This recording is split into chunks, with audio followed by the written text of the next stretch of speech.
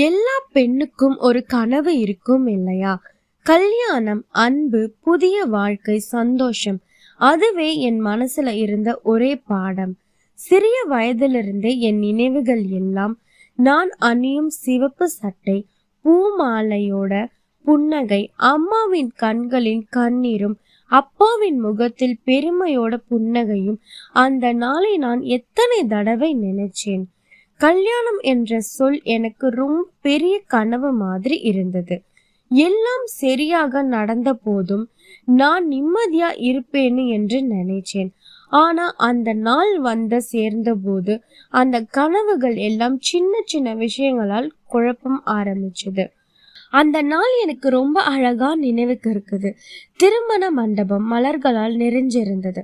மக்கள் சிரித்தார்கள். கேமரா மின்னல்கள் ஒளிந்தது. நான் ஒரு பொம்மை மாதிரி சிரிக்கிறேன். ஆனா அந்த சிரிப்புக்குள் நான் சொன்னது, இப்போ என் வாழ்க்கை துவங்குது. ஆனால் உண்மையில் அது ஒரு புதிய சோதனை துவங்கிய நாள்.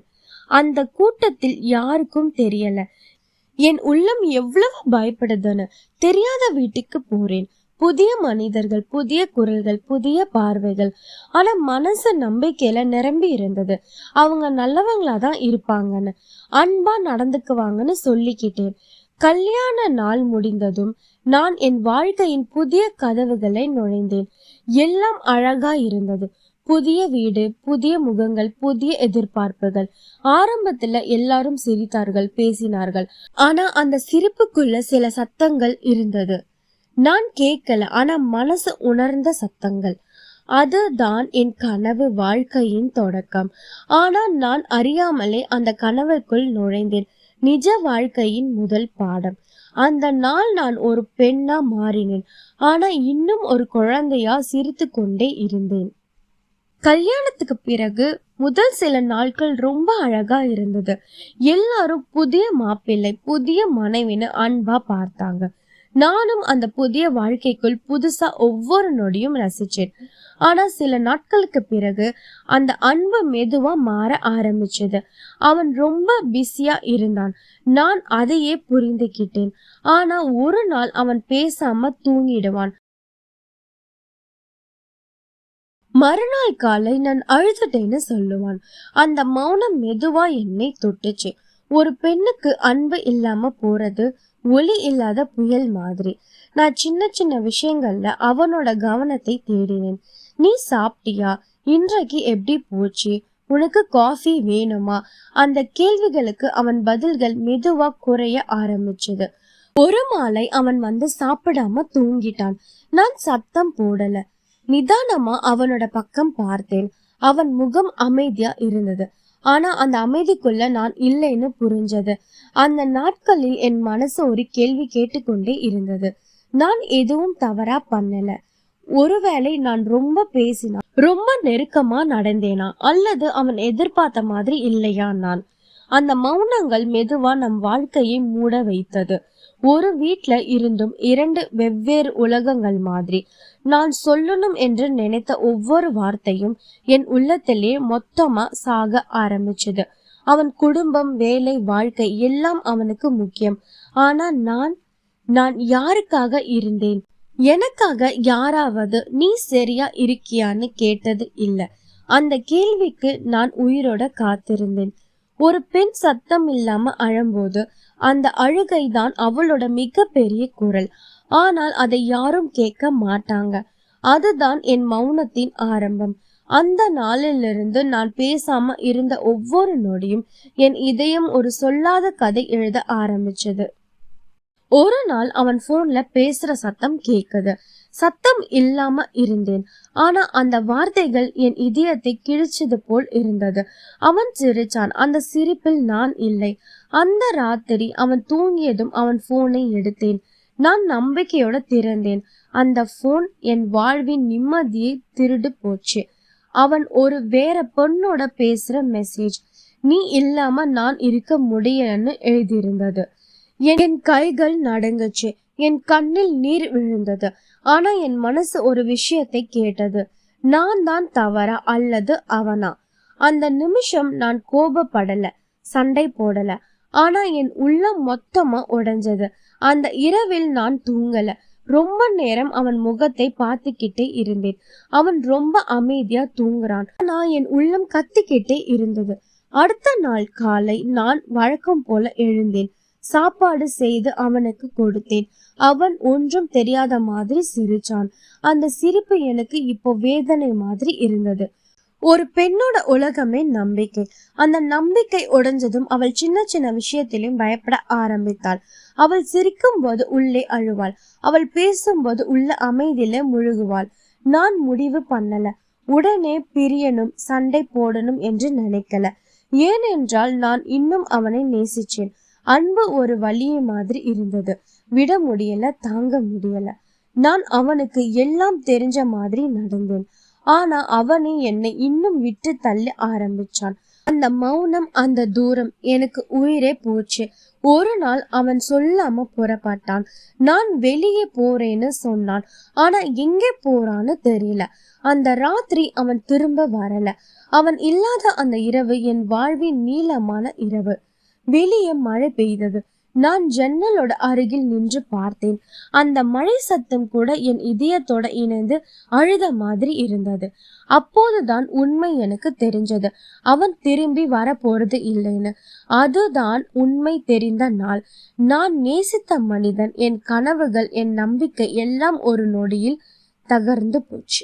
ஆனா அதே நேரம் அந்த இருளில் ஒரு புதிய ஒளி பிறக்க போகுது. அதுதான் மீட்பு. அந்த இரவுக்கு பிறகு நான் மாற ஆரம்பிச்சேன். அழுகை நிறுத்தணும் என்று இல்லை, ஆனா அந்த அழுகையில இருந்து உயிரை கண்டுபிடிக்கணும் என்று முடிவு பண்ணேன். ஒரு காலத்துல அவன் பெயர் சொல்லி என் இதயம் துடிச்சது. இப்போ அந்த பெயர் வந்தாலும் எனக்கு வலி இல்லை. ஏனென்றால் வலி கூட பழகிடுச்சு. அந்த வேளையில் நான் எனக்கு கேள்வி கேட்டேன், தீபா, நீ ஒரு தோல்வியா அல்லது இன்னும் ஒரு வாய்ப்பா? அந்த கேள்விக்கான பதில் என் இதயத்திலிருந்து வந்தது. நான் இன்னும் உயிரோட இருக்கேன், அதுவே வெற்றி.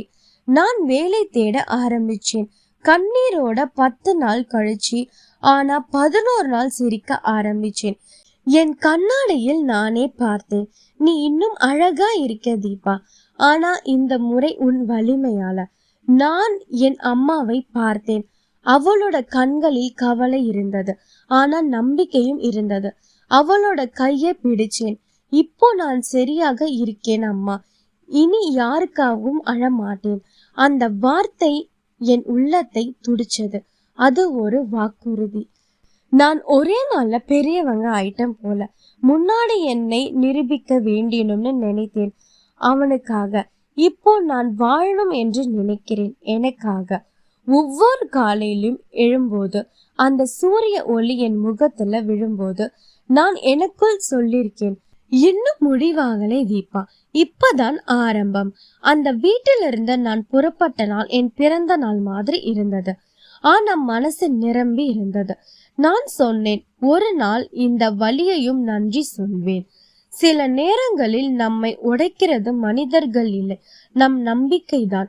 ஆனா அதே நம்பிக்கை தான் ஒரு நாள் நம்மை மீட்கும். நான் அதை தான் அனுபவிச்சேன். இப்ப எனக்கு கோபம் இல்லை, வெறுப்பும் இல்லை. என் மனசு அமைதியா இருக்கு. அந்த அமைதி தான் என் புதிய வாழ்க்கை. நான் இன்னும் நேசிக்கிறேன், ஆனால் இப்போ என்னை நான் நேசிக்கிறேன். எத்தனை கண்ணீரும் விழுந்தது, எத்தனை நினைவுகளும் சிதறின. ஆனா இப்போ நான் அமைதியில இருக்கேன். நான் முன்னாடி எப்போதும் கேள்வி கேட்டேன், ஏன் எனக்கு இப்படி ஆனது? இப்போ நான் கேட்கிறேன், இப்படி ஆனதுனால தான் நான் இப்போ இப்படியா ஆனேன். ஒரு நாள் என் முன்னால் வீட்டு பக்கமா போனான். அந்த வாசல் பார்த்த உடனே இதயம் நடுங்குச்சு. ஆனா நான் நின்றேன், அழவில்லை. ஏனென்றால் அங்கே நான் இல்லை இனி. அந்த வீடு ஒரு நினைவு மட்டும்தான். அந்த வலி ஒரு பாடம் மட்டும்தான். நான் என் வாழ்வை மீண்டும் எழுதுறேன். அங்கே அவன் பெயர் இல்லை, ஆனா நான் இருக்கேன். அந்த பக்கம் எல்லாம் வலி இல்லை, ஆனா உண்மை இருக்கு. சில நேரங்களில் நம்மை விட்டு போறவங்க தான் நம்மை நம்மோடு இணைக்கிறவங்க. நான் மன்னிச்சேன், அவனை இல்லை, என்னையே.